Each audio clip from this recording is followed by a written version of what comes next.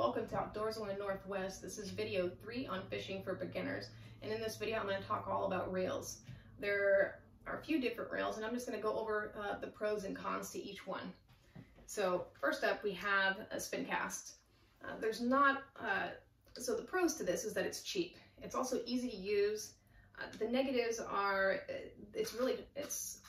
you have to take this off to be able to get to the line, to be able to change it, to deal with line twists and things like that. There's also not a lot of features on here. This type of reel, I mean, anybody can use it. They have larger sizes for adults and things like that, but this is primarily used with kids. You'll see these on kids' little fishing poles when you go to the store. And then next we have a spinning reel. Pros and cons of the spinning reel is it's cheap in comparison to others.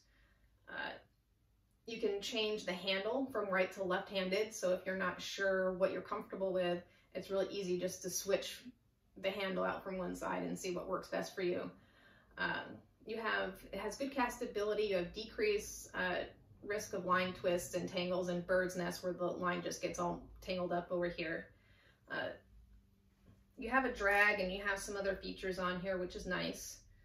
And the negative things to this is that this is a surfing reel. And when you get into these larger reels that can take a lot of line capacity and higher pound test, they can get really big and really heavy. And then next up we have the bait caster. Great thing about the bait caster, as you can see, it's small, it's lightweight. And that's the main thing that people really like about bait casters. Plus, there's a lot of different features you can do in here. There's all kinds of different things to set up for casting and different things. So you can use it for different casting techniques and use all kinds of different lures and do all kinds of cool stuff with this. The bad thing about it is the setup to be able to cast it. You have to be able to get all the different things on here set up just right to be able to cast it, and then casting it takes practice without getting bird's nests and line twists, which is a common problem with this. And these are more expensive than the spinning reels. And then lastly, this is a level line. It doesn't cast very far. It does have a lot of line capacity and a lot of strength to reel in big fish. This is an older one, but you're going to use this when you're out in a boat fishing in the ocean for big fish. Overall, what's really best for beginners is the spinning reel. It's on the cheaper side. You can change the hand from one handle to the other. I did mention that about the bait caster. The bait casters come in either left or right-handed. You can't change the handle from one side to the other. So with this, you can find out what you're comfortable with and switch the handle from one side to the other. You have decreased chance of line twists and tangles, which is when you're first starting out and you're learning to cast, line tangles and bird's nests is something that commonly happens. So whatever we can do to decrease the risk of that is really great, because you want to spend your time fishing, not dealing with knots and cutting line and doing all that stuff. Another great thing that I like about the spinning reel that you can't, I don't think you can do it with a bait caster, and if you can, I don't recommend it because it's got a lot of small parts to it. But with this one, you can just take the drag button off and take the spool out. And what's really neat about this is a long time ago when you bought a spinning reel, it would automatically come with an extra spool. Some companies still sell their spinning reels with extra spools, but if you want extra spool, you have to buy it online. And what's neat about that is each of these spinning reels has pound test ratings on it. So the ratings on this one is for 14 to 20 pound braid, or 20 pound monofilament.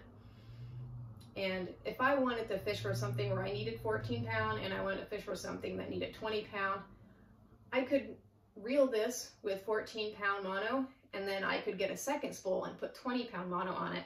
And that way I can use the same reel and rod to fish for two different things and just change the spool out without having to buy another reel and rod. So it's a really great way to save money.